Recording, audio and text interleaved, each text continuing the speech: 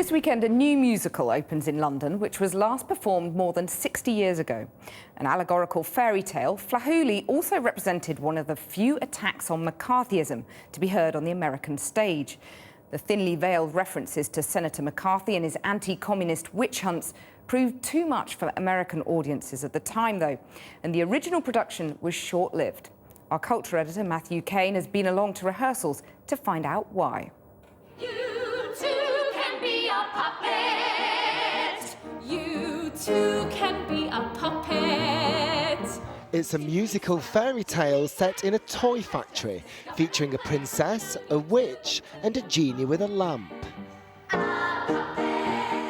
But it's also a satire on America's obsession with rooting out communists, led by Senator McCarthy. Just as happy as we be a puppet, not at all so rare. It certainly has some moments where you kind of go, oh, that's interesting.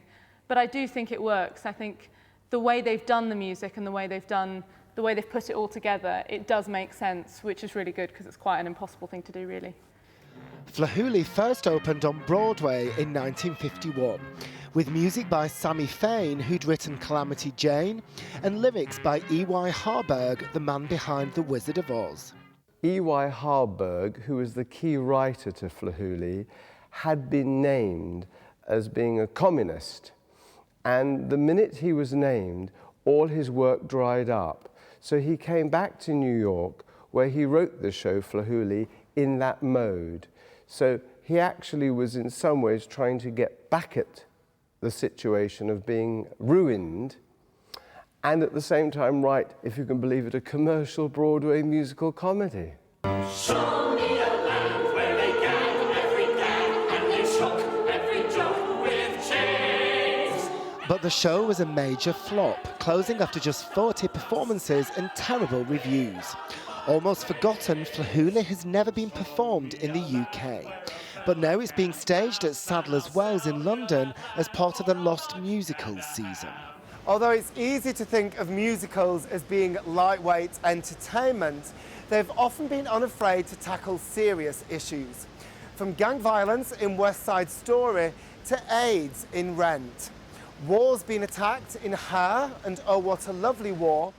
But on Broadway in 1951, some things were beyond criticism. At the time, America was gripped by a fear of communism, a fear which was exploited by Senator Joseph McCarthy. Now, this is not a Republican issue. This is not a Democrat issue. This, my good friends, is an American issue.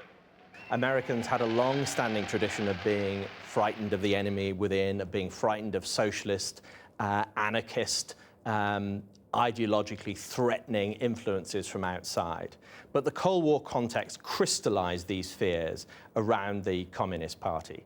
But McCarthyism as a movement went way beyond the tiny number of people who had been actively involved in Soviet espionage. The biggest thing since Yankee Doodle. Today, almost 60 years later, the team behind the revival of Flahooly know that many audience members in Britain won't be familiar with the extent of America's fear of communism. For the show to succeed in 2012, it'll have to work outside its historical context, on the strength purely of its music and lyrics. So news just in on the developing crisis in Greece. It's being reported that the left-wing party, which finished second in the elections, has failed to form a coalition. There is still a possibility that the socialist PASOK will be given a chance to try, but it's looking like new elections will have to be called for next month. Before we go, a quick mention of Channel 4 News' Jamal Osman, who was named Journalist of the Year at last night's One World Media Awards for his reporting from Somalia, and Channel 4's Sri Lanka's Killing Fields documentary, presented by John, was also a winner, collecting the TV and documentary category awards. You can chat to us both on Twitter, and you can also check out our website, channel4.com/news. We're back tomorrow at 7. Until then, from Kathy and from me, that's Channel 4 News. Have a very good evening.